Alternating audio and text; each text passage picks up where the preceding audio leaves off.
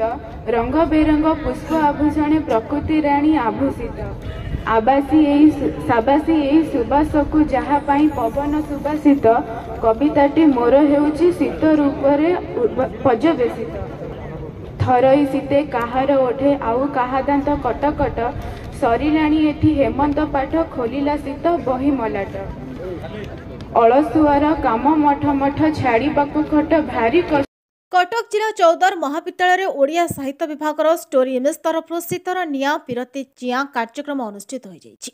आज कार्यक्रम में शीतर सकाळ नाली चा संग को मुढ़ी खाइबार स्वाद जहाँकि एक ओडिशा समाज पुरातन संस्कृति रही आसुछि ताहा आधारित थिला। चौदार महाविद्यालय साहित्य विभाग छात्र छात्री मानक द्वारा वाक्यात्मक कविता गाइबा सहित शीतर सकाळ मजा उपरे व्याख्या करथिले। महाविद्यालय साहित्य विभाग प्रोफेसर प्रफुल्ल साहू वर्तमान राज्य सरकार ओडिया अस्मिता बजाय रहिबा पई कहूतिला बेले कार्यक्रम माध्यम बजाय रहबो बोली गणमाध्यम प्रकाश करथिले। ए कार्यक्रम में अन्य मानक मध्य चौदार महाविद्यालय प्रिंसिपाल श्रीमती रश्मि राउतराय स्थानीय परिषद आशुतोष दास शरद खंटिया विमल बेउरा रवींद्र महापात्र प्रमुख उपस्थित थिले। अध्यापक प्रफुल्ल कुमार साहू चौदार महाविद्यालय ओडिया भाषा साहित्य विभाग विभागीय मुख्य रही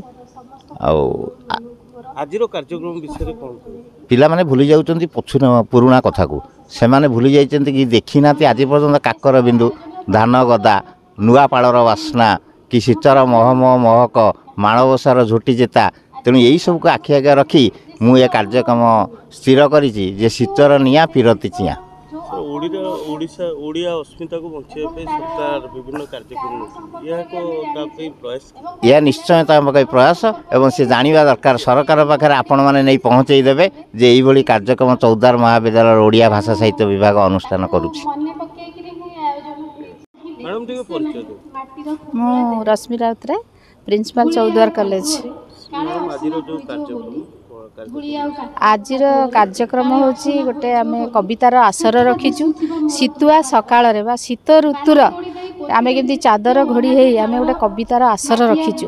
यहाँ गोटे ओडियार अस्मिता वर्तमान सिचुएसन जो ओडिया अस्मिता कथा आसूची आम ओडिया भाषा को ओडियार अस्मिता को आम बंचाई रखापी यहाँ गोटे अभिनव प्रयास।